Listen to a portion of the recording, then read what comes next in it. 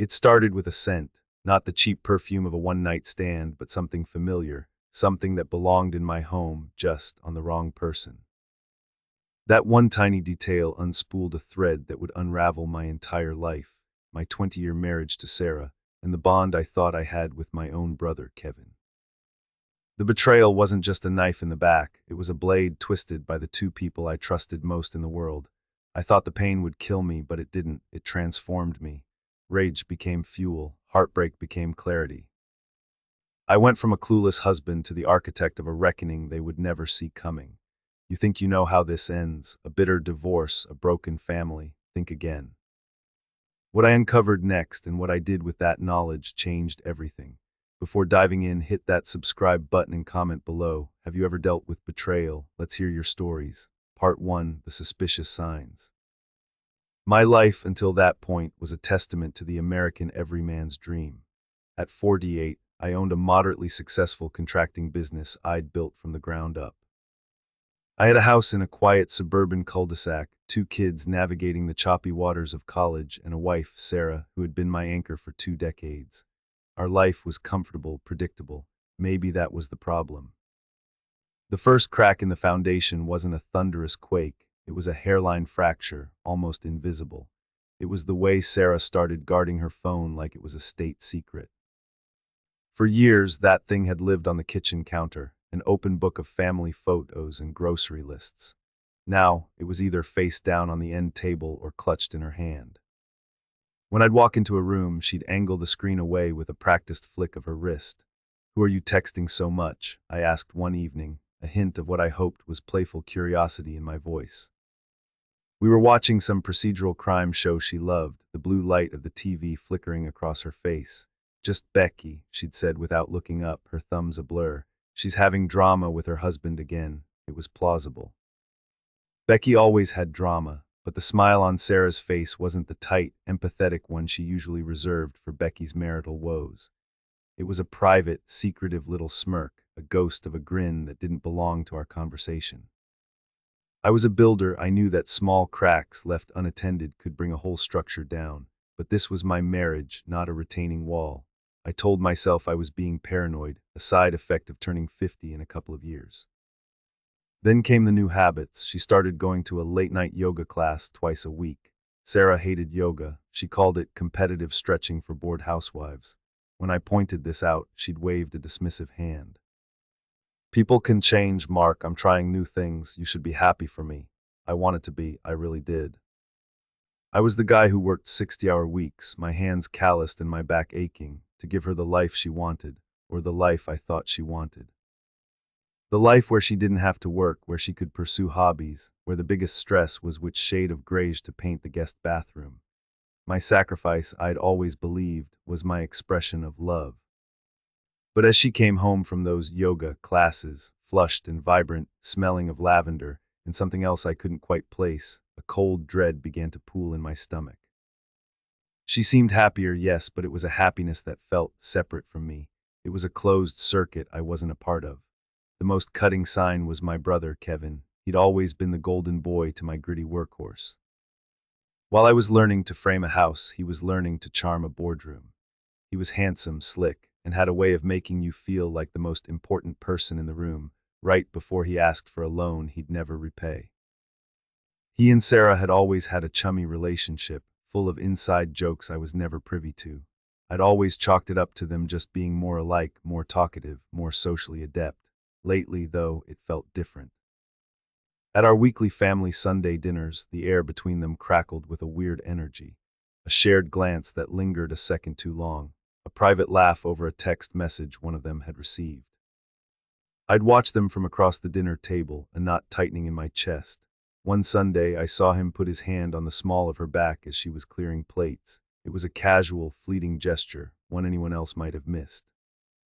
But I saw it. It wasn't the touch of a brother-in-law. It was possessive, familiar. My brother in my house, touching my wife like she was his. I pushed the thought away, disgusted with myself. This was Kevin, my little brother. It was impossible. My mind was playing tricks on me, manufacturing demons out of late-night anxieties. But the seed of doubt had been planted, and it was beginning to take root in the fertile soil of my growing unease. Part 2, The Hidden Messages. The breaking point, the moment my denial shattered into a million irreparable pieces, came courtesy of modern technology. It's funny, in a bleak, ironic way. I'd spent a fortune upgrading our home with smart devices, thinking I was making our lives easier, more connected. Instead, I'd inadvertently built my own personal surveillance state. It was a Tuesday night. Sarah was at her yoga class, and I was home alone, nursing a beer and trying to decipher a set of blueprints for a new project. I'd recently bought a new truck, and I was still figuring out all the bells and whistles. I sat in the driver's seat in the garage, fiddling with the infotainment system, trying to get my phone's contacts to sync properly. As I navigated through the menus, a different name popped up under the Bluetooth devices, Sarah's iPhone. On a whim, I tapped it. The system, designed for convenience, automatically connected and began syncing her most recent call logs and text messages to the truck's display screen. And there they were. The screen was a cascade of messages, not from Becky, but from a contact simply labeled with a heart emoji. My own heart hammered against my ribs, a frantic, trapped bird. I knew with a certainty that chilled me to the bone who that emoji represented. I clicked on the thread.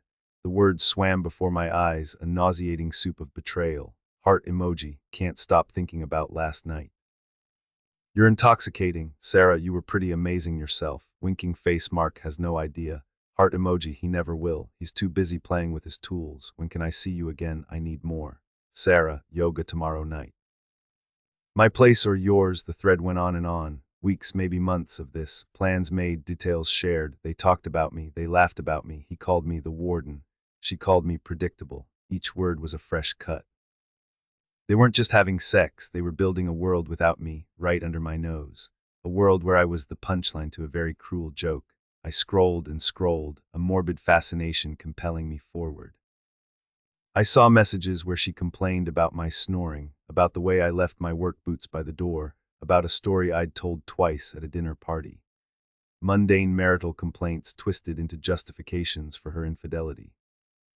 It was a character assassination conducted in whispers and emojis. Then I saw the message that finally broke me. Heart emoji, saw my brother today. God, he looked so tired, almost feel sorry for the guy.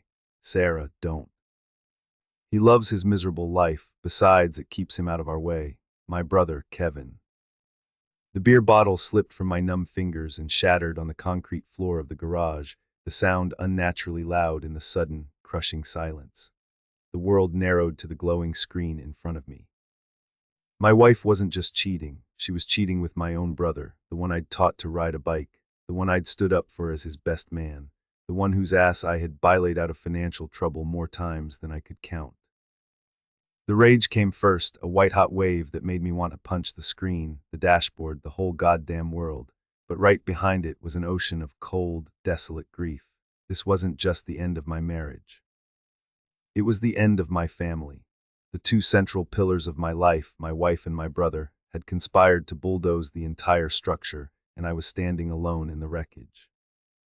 I sat there in the driver's seat of my new truck, surrounded by the smell of leather and stale beer, and I felt the foundation of my life turn to dust. Part 3, Confronting the Truth. For 2 days, I lived in a fog. I went to work, I spoke to my crew, I came home and sat across the dinner table from my wife, all on autopilot. The man she was talking to wasn't really me. It was a hollowed-out shell, an animatronic version of Mark who nodded and grunted in all the right places while the real me was screaming, trapped somewhere deep inside. Every time she smiled at me, every time she asked about my day, the words from those text messages echoed in my head. He loves his miserable life. I watched her, studying this woman I'd shared a bed with for 20 years. It was like seeing her for the first time, but through a warped, distorted lens. I saw the subtle deception in her eyes, the way her smile never quite reached them anymore. I saw the calculated affection, a performance for an audience of one. How had I been so blind, or had I just chosen not to see? A part of me, a small, honest voice in the maelstrom of my thoughts, admitted that the distance between us had been growing for years. I had filled it with work, she had filled it with my brother. The nights were the worst. Lying next to her in the dark, the space between us a cavernous, icy void. I'd listen to her steady breathing and imagine her with him. The thought was a physical poison, sending spasms of nausea and rage through me. I replayed memories, searching for clues I'd missed. A Christmas party 2 years ago where they disappeared for almost an hour. A family vacation where they'd gone for a hike and came back flushed and laughing. The signs were all there, a constellation of red flags I had mistaken for stars. I had to know for sure. I needed to see it with my own eyes. I needed the final, brutal confirmation. The next yoga night, I told Sarah I had to go back to the office to finish up some payroll. She gave me a quick, perfunctory kiss, her lips cool against mine. "Don't work too late, honey," she said, her voice dripping with counterfeit concern. I watched her pull out of the driveway and then waited for 15 minutes, my heart pounding a frantic rhythm against my ribs. Then I drove to Kevin's house. His condo was in a sleek, soulless development across town, the kind of place he favored. I parked down the street, my truck hidden in the shadows of an overgrown oak tree. I felt like a cheap pie in one of Sarah's crime shows, a pathetic cliché of a cuckolded husband. I didn't have to wait long. Her SUV, the one I'd bought her for their anniversary last year, pulled into his driveway less than 10 minutes later. The porch light flicked on and the front door opened before she even reached it. There he was, my brother.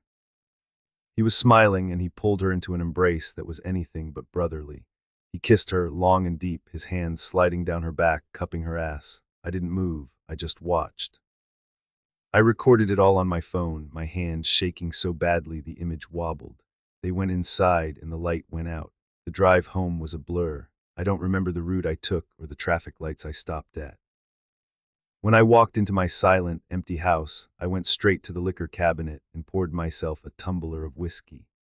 The burn in my throat was a welcome distraction from the inferno in my chest.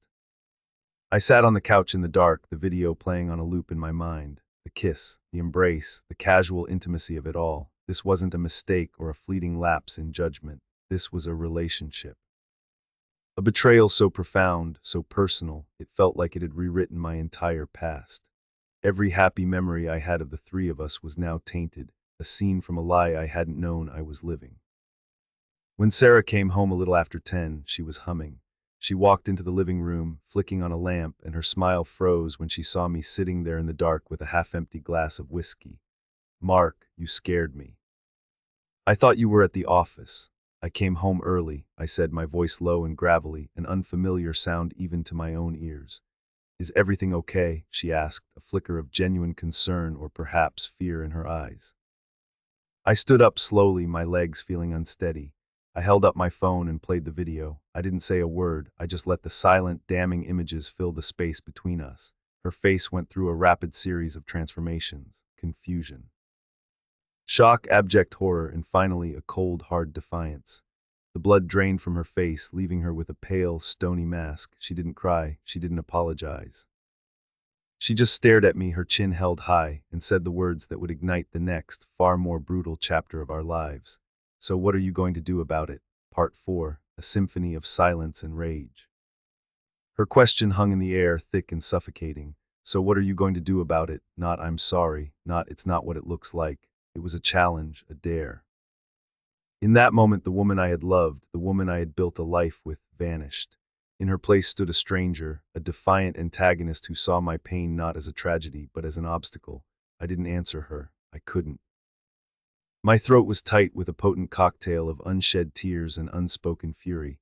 I just turned, walked past her, and went into our bedroom. I grabbed a duffel bag from the top of the closet and began methodically packing. T-shirts, socks, jeans, my DOP kit. Each movement was deliberate, a small act of reclaiming my own existence from the rubble she had made of it. She followed me, standing in the doorway. "Mark, don't be so dramatic. We can talk about this." "Talk." The word came out as a strangled bark. I turned to face her, the duffel bag in my hand. "Talking is over, Sarah. You and Kevin did all the talking you needed to do behind my back." "It just happened," she said, her voice softer now, testing a new tactic. "Pity. We didn't mean for it to. You've been so distant, so wrapped up in your work. I was lonely." The excuse was so pathetic, so perfectly cliched, it was almost laughable. She was trying to pin this on me, my work, the very thing that paid for her SUV, her yoga classes, her comfortable, bored life. The very thing that had funded the loans to the man she was sleeping with. A part of me, the old Mark, the peacemaker, the fixer, wanted to engage, to argue, to try and understand her loneliness. What if I had been a better husband? The insidious question whispered in the back of my mind. Is this somehow my fault? But then I pictured her in my brother's arms, the smug look on his face, and a new, harder version of me took over. Save it, I said, my voice as cold as the pit in my stomach. Save your sad story for someone who gives a damn. You made your choice, now live with it. I zipped the bag and walked towards the door. She blocked my path. Where are you going to go? There it was again. Not concern for me, but a logistical question. Her problem-solving brain was already at work, calculating the fallout. That's no longer your concern, I replied, moving past her. Her composure finally cracked. You're just going to throw away 20 years because of one mistake. One mistake. I stopped at the top of the stairs and let out a short, bitter laugh. Don't insult my intelligence, Sarah. This wasn't one mistake. This was a conspiracy, you and him laughing at me, calling me the warden. This was a calculated campaign of disrespect, and you did it with my brother, my blood. Of all the men on this planet, you chose him. The truth of that, the sheer theatrical cruelty of it, seemed to finally land. A flicker of something, shame maybe, crossed her face before being replaced by that now familiar defiant glare. I didn't wait for a response. I walked down the stairs, out the front door I'd hung myself 15 years ago, and got into my truck. I didn't know where I was going, I just drove. The tidy suburban streets of my life blurred into a meaningless watercolor of streetlights and manicured lawns. I ended up at a cheap motel off the highway, the kind with flickering neon signs and sheets that felt like sandpaper. I checked in under a fake name, paid in cash, and locked the door behind me. The room smelled of stale cigarettes and despair. It was perfect. That night I didn't sleep.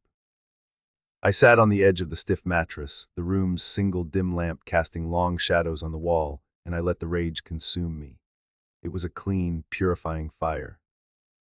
The grief was still there, a heavy anchor in my gut, but the rage was what kept me afloat. It gave me focus. It gave me energy. I thought about Kevin. My whole life, I'd been the responsible one, the one who cleaned up his messes. I'd co-signed his first car loan. I'd given him the down payment for that condo.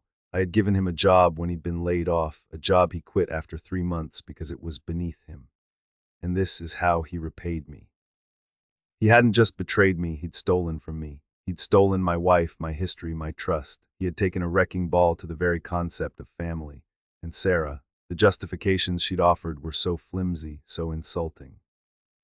Loneliness, she had friends, she had hobbies. She had a husband who, while maybe not the most emotionally available man on the planet, had loved her faithfully and provided for her every need. No, this wasn't about loneliness. This was about entitlement, about a thirst for cheap, tawdry excitement. It was a betrayal born of boredom. Lying there in that anonymous motel room, a plan began to form. It started as a vague, vengeful fantasy, but the more I thought about it, the more the pieces clicked into place. Sarah's parting shot echoed in my ears. So what are you going to do about it? She thought I would crawl away, a broken man. She and Kevin were counting on me to be the good guy, the predictable, long-suffering Mark who would just take the hit and quietly fade away. They had underestimated me. They had mistaken my loyalty for weakness, my quiet nature for a lack of a spine. They were about to find out just how wrong they were. I wasn't going to just divorce her. I wasn't just going to punch my brother.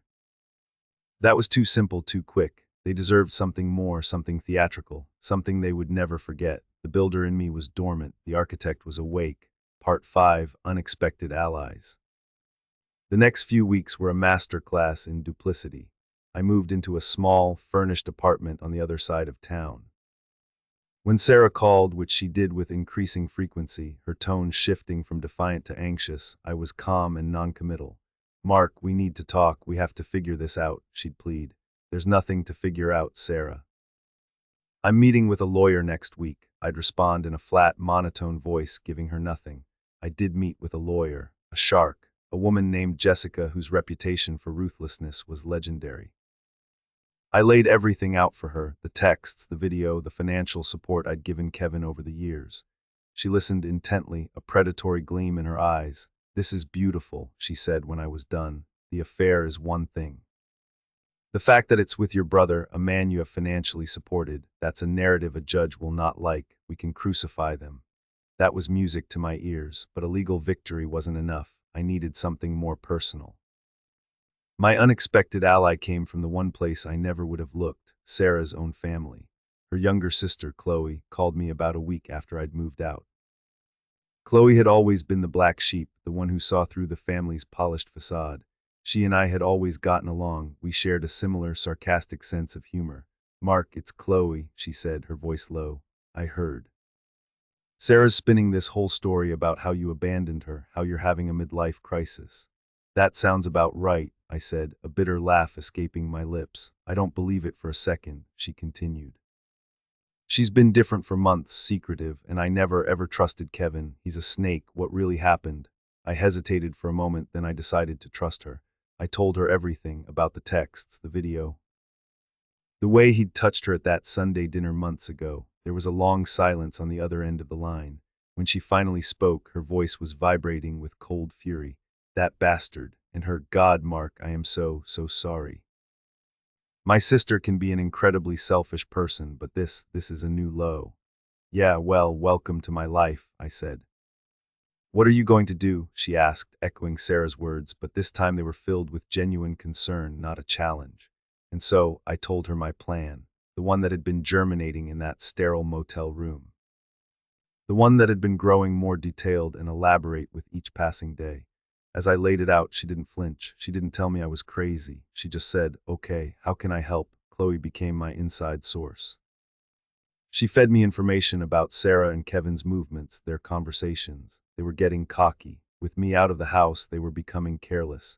Kevin was practically living at my house, sleeping in my bed. He'd driven my goddamn ride-on mower. The sheer audacity was breathtaking. Chloe told me they were planning on breaking the news to the family soon. Their version of it, anyway. They were going to paint me as the unstable, angry husband who had walked out, forcing poor, heartbroken Sarah into the comforting arms of her caring brother-in-law. They were going to announce their new relationship at the biggest family gathering of the year, Thanksgiving dinner hosted at my parents' house. "It's perfect," I told Chloe over the phone. "They're staging their own execution." My plan wasn't just about exposure. It was about dismantling the financial and social structures that enabled them. With Jessica's help, I began meticulously documenting every dollar I had ever given Kevin. The loans, the gifts, the times I'd covered his rent, it added up to a staggering amount. We prepared a lawsuit, a demand for repayment that we would file the day after the confrontation. I also reached out to a key client of Kevin's.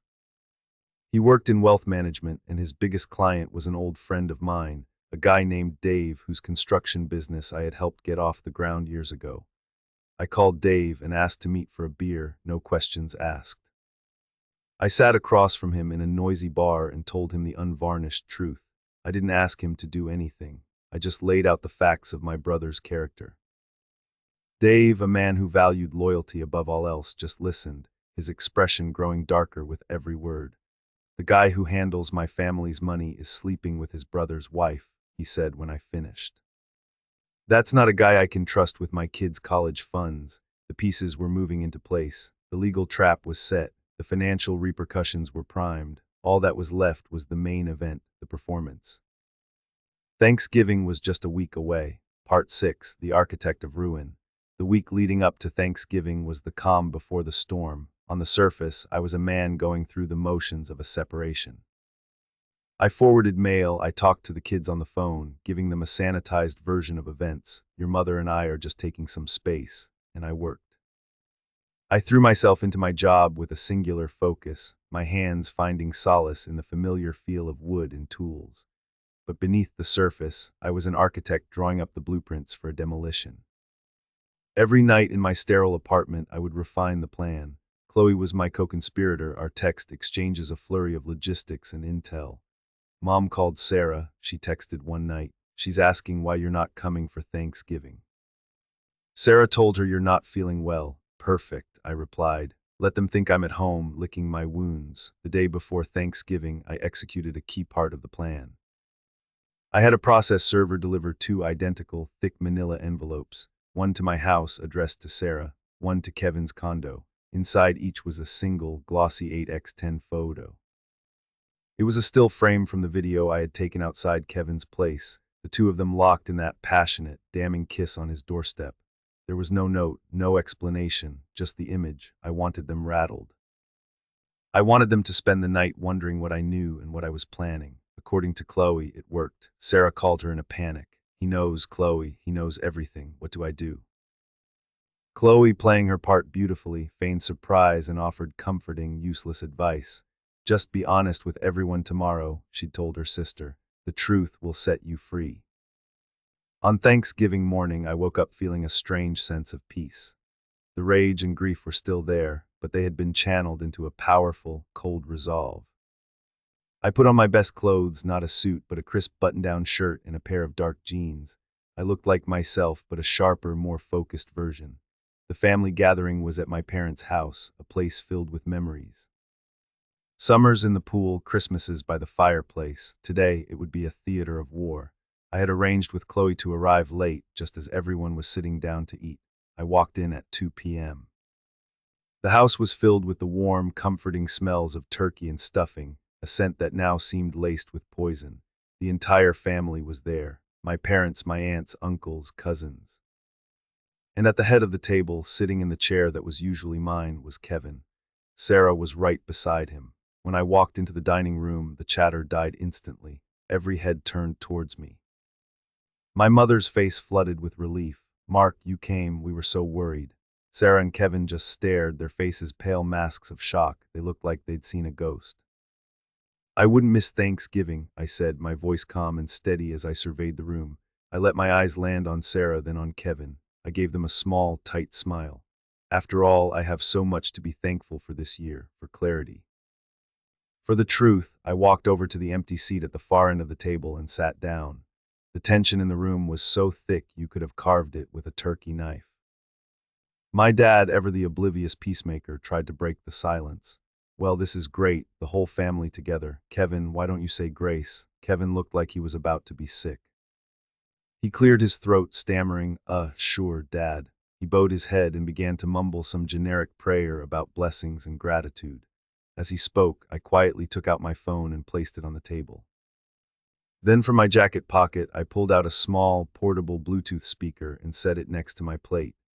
As Kevin finished with a weak amen, I tapped my phone. The clear, amplified sound of Sarah's voice filled the stunned silence of the room. Don't feel sorry for him, her voice echoed from the speaker, a recording of a call Chloe had managed to capture. He loves his miserable life. Besides, it keeps him out of our way. Part 7, a dish best served at Thanksgiving. The silence that followed the recording was absolute. You could have heard a pin drop on the thick shag carpet my mother refused to get rid of. Every eye in the room darted from the small black speaker on the table to Sarah, whose face had gone a blotchy, mortified shade of red.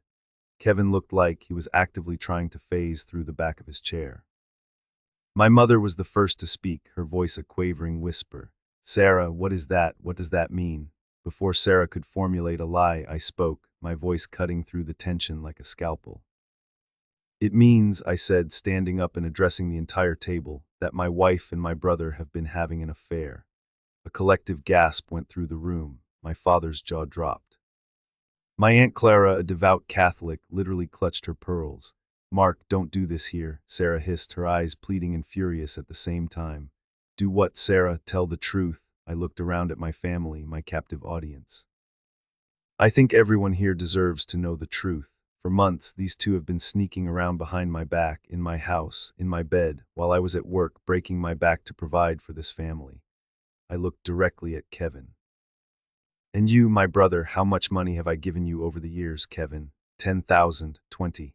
Enough for the down payment on your condo, wasn't it? I always told myself it was what a big brother does. But I see now I wasn't your brother, I was just your bank, a convenient fool to fund your lifestyle while you screwed my wife. Kevin shot to his feet, his chair scraping loudly against the floor. You have no right, he sputtered, his face crimson. Right, I let out a sharp, humorless laugh. I have every right, now sit down and shut up, the adults are talking. To my astonishment, he did. He sank back into his chair, utterly deflated. The golden boy had lost his shine. I wasn't done. I turned my attention back to the table at large. They were going to tell you their own story today, a a story where I was the villain. The angry, distant husband who drove poor Sarah away. They were going to ask for your sympathy, your support. I let that hang in the air for a moment, so I just wanted to provide a little context before the main course. I reached into my jacket pocket and pulled out a stack of 8x10 photos, the same one I'd sent them, and slid them down the polished surface of the dining table. They fanned out like a poker hand. The image of their kiss, stark and undeniable, was passed from hand to hand amidst horrified whispers. My mother started to cry, soft, heartbroken sobs. My father just stared at the photo in his hand, his face a grim mask of disappointment and rage. He looked at Kevin, and I saw a lifetime of paternal pride curdle into contempt. "Get out," my father said, his voice dangerously low. He wasn't looking at me, he was looking at Kevin. "Dad, just listen," Kevin began. I said, "Get out of my house," my father roared, slamming his hand on the table, making the silverware jump. "Both of you." Sarah, finally realizing the battle was lost, stood up, her movements stiff. She wouldn't look at anyone. She grabbed her purse and walked toward the door. Kevin followed her like a beaten dog. As they passed me, Sarah shot me a look of pure, unadulterated hatred. It was the most honest emotion I'd seen from her in years. After they left, the house was eerily quiet, save for my mother's weeping. No one touched the perfectly cooked turkey. Thanksgiving was ruined, but as I looked at the wreckage, I didn't feel triumph, I didn't feel joy. I felt a profound, aching emptiness. I had won, I had exposed them. But my family was shattered, and I was the one who had dropped the bomb. It was a necessary demolition, I told myself. Sometimes you have to tear everything down to build something new. Part 8, The Aftershocks. The days following the disastrous Thanksgiving were a blur of legal maneuvers and painful conversations. The family was fractured. My parents were devastated, caught between their loyalty to me and the ingrained love for their other son. My father, a man of few words but deep principles, refused to even speak Kevin's name. My mother, however, tried to play the role of mediator, calling me and urging forgiveness, a plea I politely but firmly shut down. "He's your brother, Mark," she'd cry over the phone. "No, Mom," I'd reply, my voice weary. "He stopped being my brother the day he decided to sneak into my house and sleep with my wife." The legal battle was swift and brutal. Jessica, my lawyer, was a whirlwind of merciless efficiency. Armed with my evidence and the clear narrative of betrayal, she cornered Sarah's lawyer at every turn. Sarah's initial demands for half of everything, including a piece of my business, were systematically dismantled. Her infidelity, particularly the brazen and familial nature of it, gave me significant leverage. The judge, a no-nonsense woman in her 60s, was clearly unimpressed with Sarah's tale of a lonely, neglected wife. The divorce was finalized in record time, heavily in my favor. I kept the house, the business, and the majority of our assets.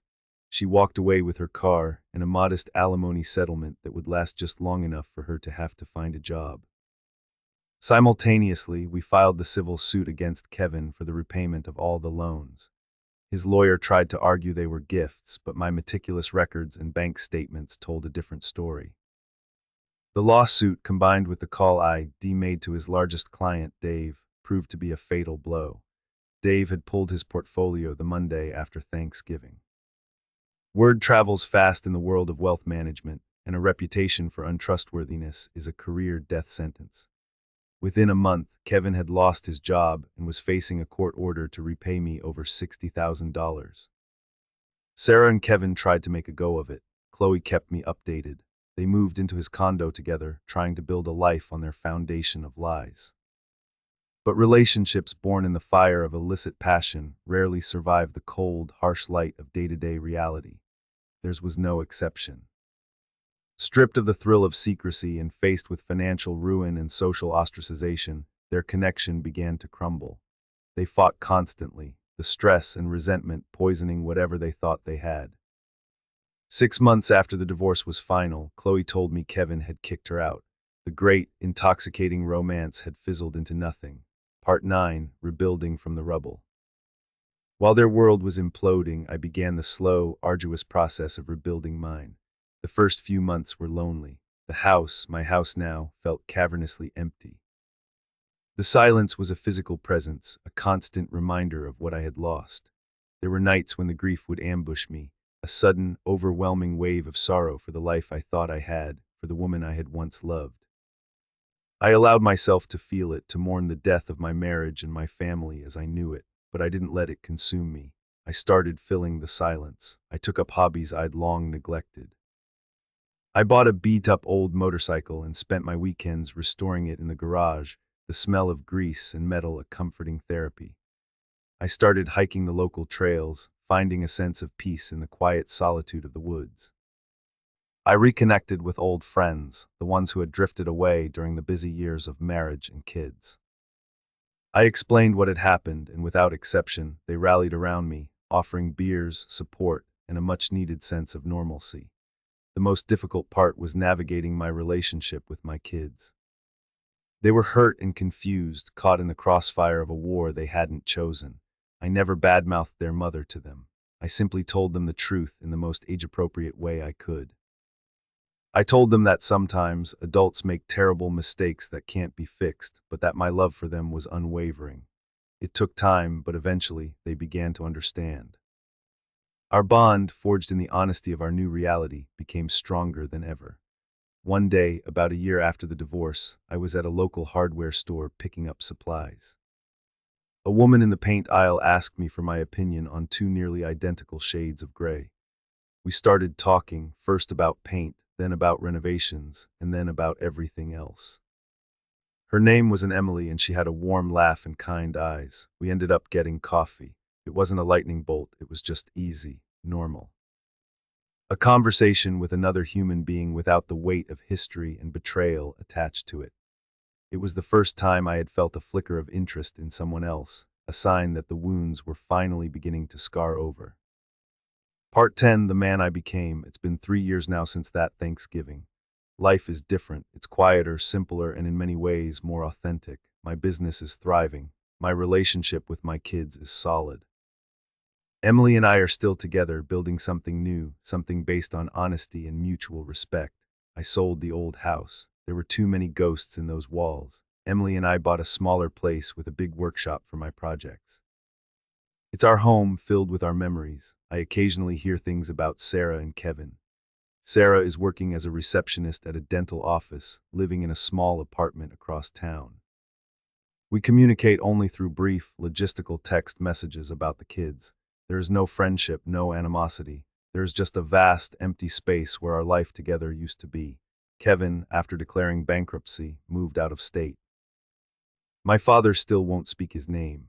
My mother sends him a Christmas card every year, a small, sad act of maternal love that I try not to resent.